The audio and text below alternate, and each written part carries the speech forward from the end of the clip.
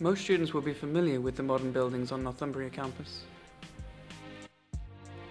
Over 30,000 students learn here and live here, but few take any interest in the surrounding area. Right alongside is an area with a much longer history.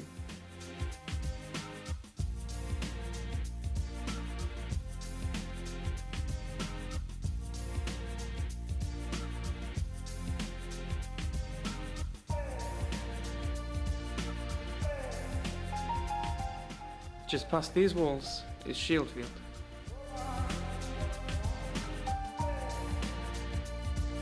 Long before the construction of City Campus East, Shieldfield was an affluent place.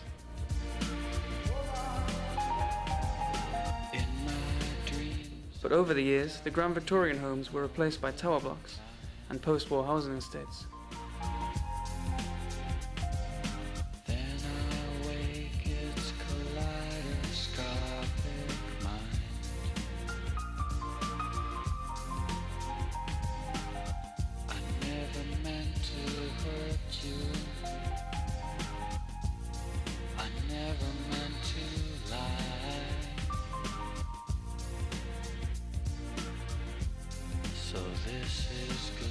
Today, it might seem uninviting.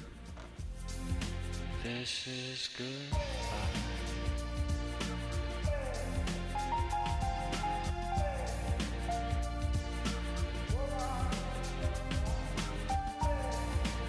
But one resident showed us that you can't judge a book by its cover.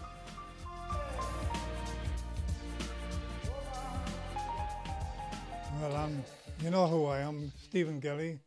I live here in Shieldfield, which I've been here in this house for about 35 years. And I know quite a few people around the area. And of course, you want to know the history of the place. I can tell you when I was a child, when I was brought up in the area and went to school here. And of course, there's been a vast change since then, you know. And then I went away when I was younger, at 16, and I joined the Norwegian Navy, you know. And then when I come out of there, I went in the French Army. And then I came back again, a second time, and I stayed here, which I am now. And I've been here for 30-odd years since. With the wife, married here. There's the wife up there. She died 19 years ago. Another diamond. Apparently she died of a disease which they couldn't cure. And I'm still here. I've got my grandkids. That's one of them, back here. Another 3 or 4 of them. All big laddies, fine laddies. They can't get any jobs. There's only one working out of 4. Now they're on to me about different people about the areas, about student accommodation, people moving into the area. I've got no problem with that. I've had no problem with the laddies here from the university. There's good and bad in every race and creed, whether you're black, yellow, pink, or whatever colour you are. I don't look at anybody in any respect, whatever they are. I've had no bother. In fact, my daughter is going out with a Nigerian, and he's a very decent bloke. He's studying at the university for to be a lawyer, and you couldn't meet a better person. I've met yous lads, I've met yous and the girls too, and I think the world of yous. You're all nice, decent. You're only here to get educated, because you're the future of this country. The likes of me, well, I've done my thing, I'm on the way out.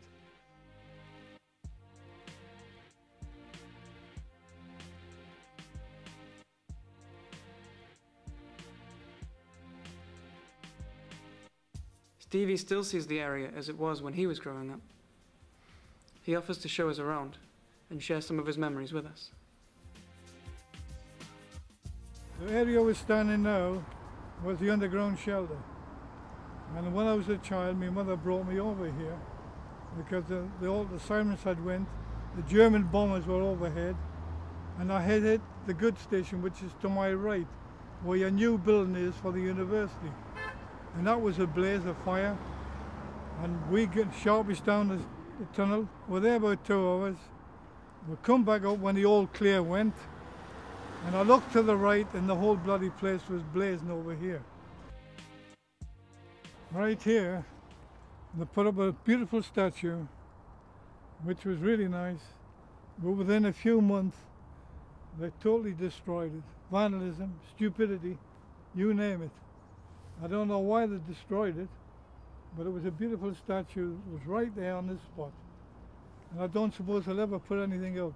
I don't know what gets into their head to destroy such a beautiful thing like that. I'm really upset about that because I really liked it, you know. This is where it all began, when I was a boy. Just look at it now.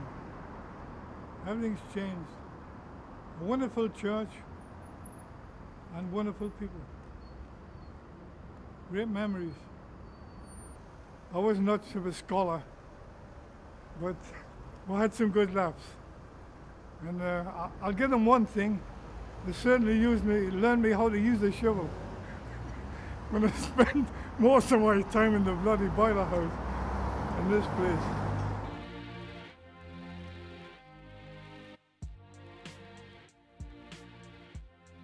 All the bars is closed. This is the only one what's left here. Of course, you had one next door one time called the Red Line. I told you about that. This is the last of the Mohegans here. And this and the social club. And that's it. Sometimes I come in here, a couple of times here and there, every couple of weeks or so. And sometimes I go up to the social club up there and just have a bit general talk to everybody. If I come down here, I generally land up bloody drunk and we'll have a bit sing-song. Billy there, down the bottom, he's a good chanter. He has his bit karaoke on it sometimes, you know. If the weather's good, I go out and I do a bit gardening walk. You know, just around the area where I live. I've got 4 or 5 ones which I do every year. It keeps us busy and it keeps you fit, you know.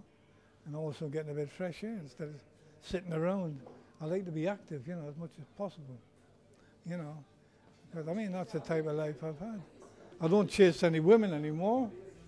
I say, you know, them days are finished.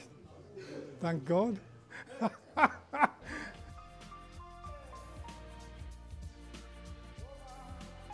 Got my daughters here, children are here, grandkids, and I don't think I'm going to leave this area. This is my final resting place of all the places I've been.